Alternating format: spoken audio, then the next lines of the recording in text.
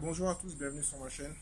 Aujourd'hui, ça fait un petit bout de temps que j'ai pas fait de vidéo. J'ai rencontré un front Arthur Il y au a 3 semaines, il y a 3 semaines au salon Shopify. J'ai fait un article dessus.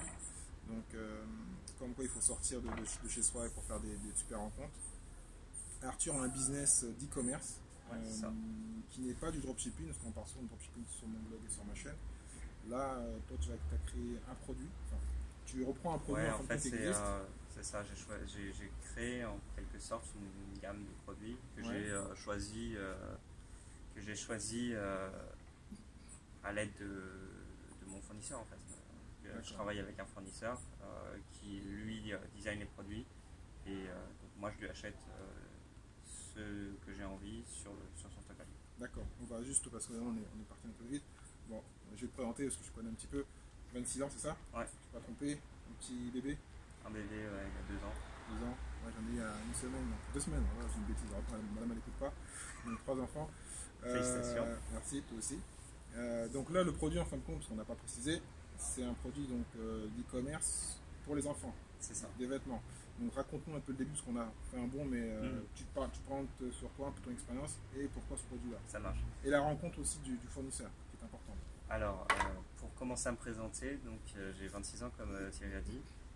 J'ai fait des études dans divers domaines, mais celui où j'ai été le plus loin, c'est que j'ai fait une école de commerce. D'accord? Et en arrivant en master 1 à l'école de commerce, ma femme, qui était ma copine à l'époque, m'a proposé de reprendre un business qu'elle faisait avec des collègues chinois. Ouais. Et c'est-à-dire que en fait, je faisais des achats et que je les renvoyais en Chine. Donc, je D'accord. faisais des achats à Paris, je les renvoyais en Chine. J'ai travaillé là-dedans pendant enfin, quasiment jusqu'à présent, mais aujourd'hui je fais plus énormément d'achats. Euh, et en fait, quand on a été en Chine, c'était l'année dernière, en 2017, au mois d'avril, à Shanghai, on a rencontré justement Song, qui est devenu mon fournisseur, entièrement par hasard. On se promenait dans la rue. En fait, on a été dans un quartier de Shanghai qui s'appelle Tianxifang. Ouais. C'est un peu N'en dis pas trop parce qu'il y en a qui vont aller chercher le concurrent. c'est un quartier où en fait il y a pas mal de créateurs. Ouais. Ça ressemble un petit peu au Marais d'il y a 10 ans quoi. D'accord, ok. Maintenant, Donc c'est des produits design. ouais, il y a pas mal de design, de choses un peu design, un peu différentes. Et c'est vrai qu'en Chine, c'est parfois difficile de trouver des choses qui sont originales Ouais. parce qu'il Tout y le a, monde se copie, ouais. ouais, il y a beaucoup de copies quand même. Euh, Il y a plein de gens qui vont faire les mêmes types de choses et ça, on les voit dans. Enfin, il y a des tonnes de boutiques qui font la même chose. Donc ce que tu es en train de dire indirectement, c'est que tes produits sont originaux. Ah oui, Voilà. complètement. Ouais. Moi je sais parce que je les ai vus. Donc il faudra aller voir, je mettrai un lien donc, vers le site. N'oublie pas à la fin donc, aussi de dire aussi le Instagram qui est pas mal aussi. Ouais, Donc ce qui est bien donc, par rapport à ce que tu dis, donc c'est pas vraiment du dropshipping, hein, c'est vraiment toi tu as un stock de produits, tu as vraiment ton fournisseur, tu n'en as pas ouais, c'est d'autres. ça. D'accord? Pour le moment, Euh, j'ai un seul fournisseur. Après, l'idée, c'est de créer des lignes qui sont euh, propres, ouais, enfin, avoir des contacts directs avec les gens qui créent en fait avec les artisans. d'accord, Parce ok. que là, pour le moment, c'est pas moi qui ai le contact direct avec les artisans, je passe par mon fournisseur. D'accord. Et puis c'est quand même mieux d'avoir plusieurs fournisseurs, plus de choix pour être plus tranquille et au cas où il y a un problème, quoi. Voilà, toujours comme ça. Donc là tu fais le lancement. Donc quelque chose que j'aimerais préciser, c'est en fin de compte, lui, est-ce qu'actuellement lui distribue en France ou c'est vraiment Non, non, non, j'ai vraiment l'exclusivité sur Ah, toute l'Europe, très bien. voire même plus. En gros, lui, il travaille juste en Chine. Il travaille juste en Chine et là, il a commencé à travailler avec un grand distributeur en Chine pour faire des produits pour eux, dans la même idée quoi, D'accord, ok. de ce qu'ils vendaient déjà. D'accord, donc tu es axé tranquille, donc tu peux développer tranquillement. Ouais, ouais, pour l'oignon, Mais comme tu as dit, tu préfères avoir peut-être aussi d'autres produits au cas où s'il y a un c'est problème. ça. Ouais, on sait jamais, enfin, c'est toujours comme ça quand on travaille avec des fournisseurs, on préfère toujours avoir plusieurs options qu'à une seule. C'est mieux au cas où. Il C'est faut ça. sécuriser le business. Donc techniquement, tu connaissais bien un peu le business, tu étais acheteur entre parenthèses. C'est ça, ouais. D'accord, donc c'est pas du hasard. C'est ce que tu fais. Non, bah, c'est ça. Bah, en fait, déjà, quand j'ai découvert sa boutique, ses produits, j'étais déjà dans l'idée convertir, de passer à un autre business que ce que je faisais à l'époque. Et en D'accord. particulier, faire de l'import. La Chine vers la France, ça me plaisait bien. D'accord. Mais ça peut être d'autres pays. En Asie, il y a énormément de choses qui sont intéressantes, surtout sur le vêtement. Euh, je pense à la Thaïlande, au Vietnam, où il y a des spécificités au niveau du vêtement traditionnel qui sont vraiment cool. Et puis bah, évidemment en Afrique aussi, où il y a des très beaux tissus. Tout à fait. Donc bon, c'est des choses, j'y ai pensé, on pourra développer après, surtout sur l'avantage, c'est que sur l'été, on peut avoir des choses vachement plus décontractées et C'est cool, ouais. différentes. Ouais, À préciser, parce que là, on a développé. Toi, actuellement, ce que tu fais, c'est quand même du haut de gamme. ouais, on est Parce sur qu'on le game. parle de. Bon, moi, souvent, sur mon site et sur ma chaîne, on parle donc de dropshipping. J'ai fait une fois un article sur le dropshipping haut de gamme. Toi, c'est du e-commerce, mais haut de gamme. Ouais, on est sur effectivement du haut de gamme. Le style est très classique. En Mhm. fait, l'inspiration, c'est le vêtement à Shanghai dans les années 20. Et l'idée, c'est qu'on a repris des patrons de l'époque et on les a retaillés, retravaillés pour que euh, on puisse utiliser les tissus d'aujourd'hui, qui sont à la fois en général pour les tissus d'hiver plus chauds, beaucoup plus légers, parce que nous aujourd'hui on fait des pièces qui sont un peu comme du costume 3 pièces, mais pour enfants, donc Ouais, à la fois pour les filles et les garçons. d'accord. Globalement c'est mixte la plupart de la ligne. Euh, et il faut savoir qu'un costume comme ça, qui était fait au début du XXe siècle, donc il y a un peu plus de 100 ans, ça pesait 12-13 kilos. Ah, c'est bien. Ah ouais, donc moi j'en ai vu un vrai qu'il a récupéré là-bas à Shanghai. Putain, ça fait une tonne, hein, Ah ouais. Donc là, en fin de compte, c'est pareil, mais avec toujours pareil, la même qualité, le même poids. non, Tu l'as. beaucoup moins, Oui, beaucoup tu plus l'as léger, léger. ouais, D'accord. c'est comme aujourd'hui, tu vois, n'importe quel costume Ouais. pèse quoi, 700 grammes, un truc du Ah, genre. d'accord, ok, Donc, j'ai eu peur. Je pensais que tu voulais tout reprendre. ah non, non, non. D'accord. L'idée c'est qu'on reprend les mêmes coupes, mais on utilise des tissus d'aujourd'hui. D'accord. On a un petit peu modifié les patrons parce qu'il y a des choses qui sont d'époque mais qui ne vont plus vraiment aujourd'hui. Là, tu vois, on a un pantalon qu'on avait fait c'est une coupe assez large parce que c'est comme ça qu'on les porte à l'époque.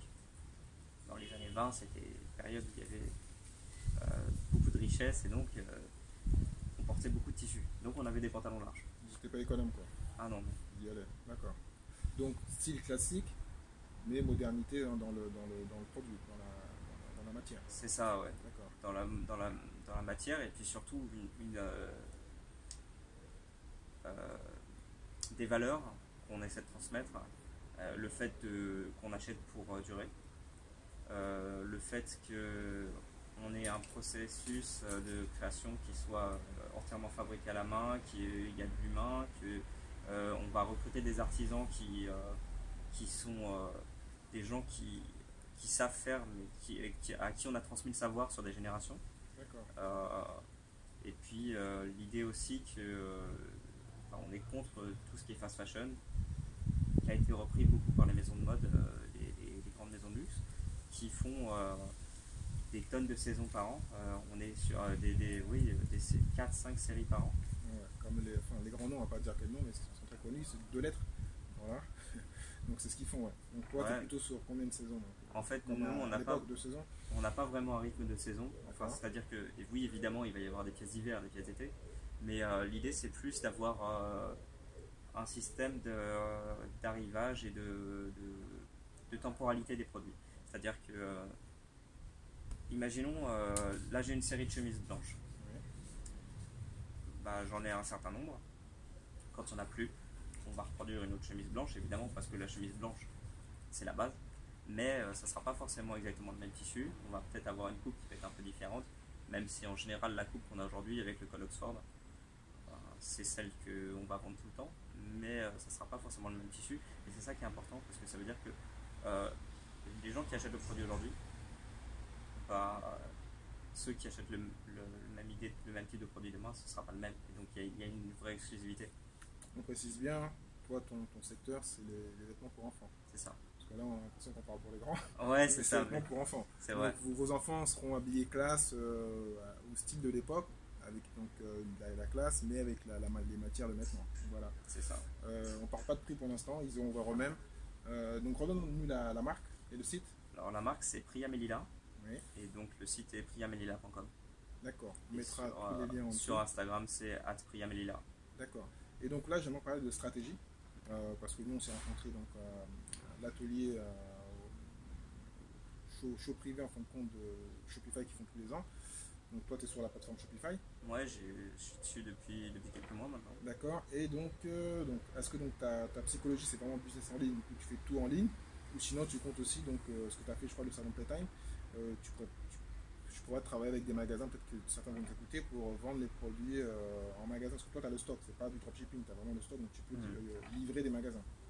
Alors, pour le moment, effectivement, j'ai lancé sur Internet pour de l'e-commerce. Donc, mon idée, c'était de commencer à faire des ventes en e-commerce et puis avoir, dans un second temps, des points de vente en physique, soit opérés par moi, soit par le biais de revendeurs, ou en point de vente éphémère.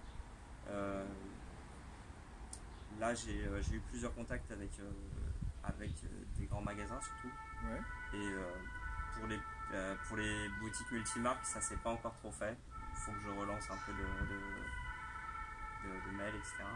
Mais là, pour le lancement, l'objectif, ça va vraiment être de se concentrer sur le en ligne et sur l'offre qu'on va lancer pour le printemps-été prochain. D'accord. Qui est de fournir les vêtements pour enfants pour les cérémonies. Donc tout ce qui est mariage, les communions, les bar mitzvahs, même Eid. Je sais qu'il y a des enfants qui sont bien habillés pour l'Eid. Il faut, ouais. Donc, voilà, c'est pas concentré sur une religion, sur un type de vie, c'est pour tout le monde. C'est pour tous ceux qui veulent bien s'habiller. Surtout que tu me parlais déjà, parce qu'on n'a même pas réellement tout développé en France, tu voulais donc déjà aller prendre des marchés du Moyen-Orient. Donc, comment va se faire la stratégie précisément? Alors, sur le Moyen-Orient, pour le moment, j'ai pas encore vu exactement qui pourrait présenter les produits d'un point de vue physique. Mais bon, évidemment, moi j'ai eu un contact avec Galeries Lafayette. Les Galeries Lafayette sont bien présents au Moyen-Orient. Ils sont à Abu Dhabi et à Riyad, je crois. Ouais. Si je pouvais passer par eux, ça pourrait être vraiment sympa. Mais il faut partir dans l'optique qu'un groupe comme ça, ils n'ont pas besoin de moi. Donc il faut plutôt essayer de... Surtout qu'il faut assurer ce qu'on va te couper les stocks derrière. Si tu fais une commande, il faut avoir les fonds. Ah oui. C'est ça, donc ça coûte cher de passer par un grand magasin. C'est quand même vachement plus simple d'avoir des contacts dans des boutiques multimarques qui sont avec une logique plus humaine quand même, parce que je sais qu'à Paris il y en a pas mal encore des boutiques multimarques, surtout dans le 16-17e. Ouais. Et c'est ingérant, ça reste un truc familial, enfin c'est pas la même dimension. Tu l'as répété, le but c'est pas quand tu débutes, même si tu avais une activité avant l'achat, c'est d'ouvrir le marché, de faire connaître, mais de pas rester humain. Avoir un développement classique, ne pas passer, ça sera bien de passer de 0 à 10 millions, mais bon, c'est de développer normalement pour gérer ton business. Ça serait bien. Après, l'idée c'est quand même de garder une certaine exclusivité sur le produit.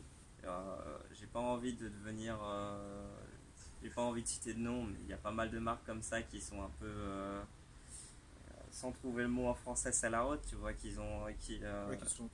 c'est-à-dire que dès qu'ils ont un peu de notoriété, ils bombardent de produits.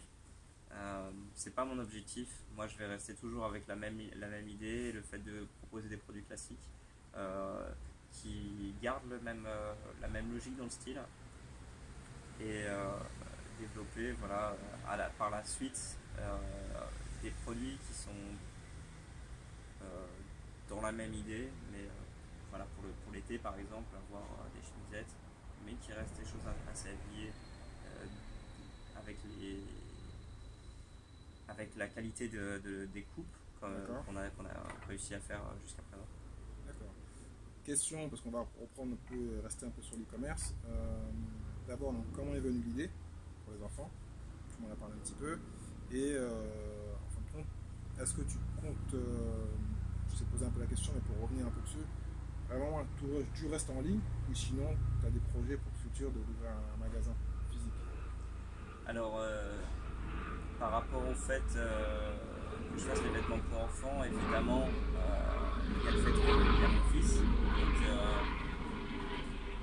quand on a vu la boutique là-bas à Shanghai, on y est rentré surtout pour voir les produits à la base, juste pour visiter, parce que quand on est un nouveau parent, enfin, j'imagine que toi tu as vécu la même chose, bah, tu vois des vêtements pour enfants et tu as toujours des étoiles dans les yeux. Un peu moins, parce que nous, on a cette technique, enfin, on a, surtout madame, moi un peu moins, parce on a eu trois enfants, donc on a, la dernière à 4 ans, donc on avait encore des vêtements. Ouais, mais Plus des cousins et des cousines, et toi tu m'avais dit, je crois que pareil chez nous. Chez vous, Ouais. enfin peut-être madame n'était pas trop pour. Donc voilà, moi Un j'ai peu la chance moins. que madame était pour. Sinon on aurait dû acheter, et c'est bizarre parce qu'en plus, dernièrement, parce que le bébé a 2 semaines, on a dû acheter des vêtements, on a acheté pour je sais pas combien, 200-300 euros. 2 jours après, on nous donne un sac complet de vêtements. C'est Mais toujours qu'on comme ça, de achète. toute façon. Bon, voilà. C'est toujours comme ça, de toute Voilà. façon. Non, mais effectivement, c'était un peu pareil chez moi. Et en fait, c'est aussi une des philosophies qui va derrière la marque. C'est-à-dire que aujourd'hui, vous achetez peut-être un produit qui est un peu cher. Mais il faut savoir que déjà, c'est une pièce qui va durer. Ouais. Parce que on a la plupart de nos pièces sur des enfants, ça se porte facile 2 ans. 2-3 ans sur certaines pièces. Voire plus sur les manteaux, enfin surtout les capes, parce que les capes sont ouvertes, donc évidemment c'est moins gênant quand les enfants grandissent. Et puis surtout, ils vont rester en très bonne qualité. Et après, ça va passer aux petits frères, aux petites sœurs, aux cousins. Enfin, moi j'ai beaucoup de vêtements qu'on a récupérés là pour mon fils. On a fait du tri encore il y a quelques semaines avec ma sœur, de vêtements qui étaient à la cave. Et en fait, mon fils, il porte des vêtements que moi j'ai portés, qui ensuite sont passés à mon frère, à mes cousins. Et en fait, ils ont déjà été portés 4-5 fois, mais ils sont encore en excellent état. Parce qu'il y a 20 ans, il y a 30 ans, on savait faire des vêtements de qualité. Aujourd'hui, il y a quand même beaucoup de marques qui ont malheureusement baissé en qualité. Et ça se ressent, sans citer de nom, et encore une fois. Et puis après, il y a aussi les petites pépites. Les petites pépites qu'on a retrouvées, c'est des pulls qu'a fait ma grand-mère quand j'étais petit. Et ma grand-mère elle est aujourd'hui décédée, donc c'est quelque chose, tu vois, c'est spécial. Et je vois mon fils qui peut porter les pulls comme ça, c'est plutôt cool. Ouais. Ça fait le lien. Photos, ça fait le lien. D'accord. Donc les petits conseils, parce que là, tu as 26 ans. C'est ça. Pour certains, 26 ans créer, c'est pas normal. Ils vont préférer travailler et attendre créer à 30 ans, ou ils vont procrastiner, ils vont jamais créer. Quels seraient les conseils, parce que pour ceux qui aimeraient créer un business, que ce soit en dropshipping, enfin, quel que soit le business, mais là on parle plutôt d'e-commerce, comment tu te lances? Est-ce que tu as fait un peu des financements? Donne des conseils pour que les gens puissent se dire voilà, moi je vais faire comme lui, créer mon business et me lancer. Alors moi, ce qu'il y a eu, c'est que pendant les 2 ans où j'avais ma précédente boîte, j'ai essayé de mettre un maximum de côté. Bonne idée, ouais. À la base, c'était pour pouvoir acheter une maison. Et puis en fait, il y a eu un souci au niveau administratif, au niveau fiscal, qui a fait que j'ai pas eu autant d'argent que j'aurais dû avoir. Du coup, en fait, tout l'argent que j'avais mis de côté, je l'ai réinvesti dans cette société. Et, là, j'ai de la chance parce que ma femme travaille, donc même si aujourd'hui je me paye pas, j'ai encore un peu d'argent de côté. Et puis sur le jour, c'est elle qui paye. Ce qui m'arrive aussi. Donc on est bien content que les femmes travaillent, parce qu'à l'époque, elles ne travaillaient pas. Est-ce que tu as fait ce qu'on appelle le projet de retour à l'emploi? Non, pas du tout, parce que j'ai jamais été au chômage. Et en fait, j'ai enchaîné d'une boîte sur l'autre. Et là, j'ai encore les 2 sociétés. Enfin, j'ai encore la première société, donc j'ai 2 sociétés aujourd'hui. Qui fonctionnent logiquement Qui ramènent pas grand chose, mais bon, c'est rentable. D'accord, ok. Ça ramène pas grand chose, mais c'est rentable. Donc ça me coûte La rien. première, toujours dans la chasse, ça? Là, je fais moins, je fais plus vraiment d'achat, mais en gros, je fais des services. La majorité de mon activité aujourd'hui, c'est que je reçois des paquets et je les renvoie en Chine. D'accord. Donc là, en fait, tu es un sérieux entrepreneur, tu ne m'as pas dit ça. Ça tombe bien. Donc on fera peut-être une autre vidéo sur ça. Ça marche. D'accord, très bien. Donc, on va pas, parce qu'on va pas faire des vidéos d'une heure. J'essaie d'éviter, sinon on a l'impression qu'on a parlé pendant des heures. Donc, allez sur le site. Ce qui est bien, parce qu'on en parlait tout à l'heure, là, c'est pas du dropshipping, donc si vous commandez, vous aurez le produit dans la semaine. Ouais, mais en 2-3 jours. 2-3 jours, voilà. Est-ce que tu es déjà sur les plateformes, c'est que sur ton site ou c'est sur les plateformes d'e-commerce, Amazon ou autre? Non, pour le moment, je vends sur Facebook et mon site. D'accord. Et sur Insta, parce que maintenant, Instagram aussi. Instagram, c'est lié à Facebook. Voilà. Tout ce qui est... Non, c'est que maintenant, ils ont mis le clic. Moi, j'ai eu la formation Shopify, le clic pour Avant, tu ne pouvais pas, je crois, acheter. Ça date d'il y a quelques mois, mais du coup, l'avantage de Shopify, c'est que ça a été déployé directement pour Shopify. L'application. Donc, parce que je sais que sinon, quand on a une boutique ailleurs, il y a des gens qui ont besoin d'avoir jusqu'à 10 000 followers sur Instagram pour développer la fonctionnalité. Et sur Shopify, c'est pas le cas. Donc ça, c'est cool parce que ça permet, avec une petite boutique, de pouvoir déjà avoir accès à ces fonctionnalités-là. C'est vrai que sur Instagram, il y a plein d'outils sympas, mais qui sont bloqués parce qu'ils sont accessibles aux influenceurs qui sont un peu plus gros. Et grâce à Shopify, donc on peut le faire sans avoir les emails. C'est ça, ouais. C'est très bien. Donc on tape pour Shopify. Donc ben voilà. Donc merci Arthur. Merci à toi. On va te suivre. Hein. J'espère qu'on va se revoir dans 6 mois pour reparler en fonction de l'évolution.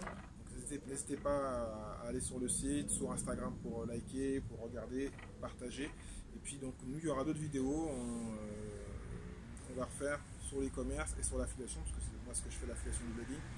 Donc je vous dis à très bientôt et n'hésitez pas à partager. Ciao, ciao.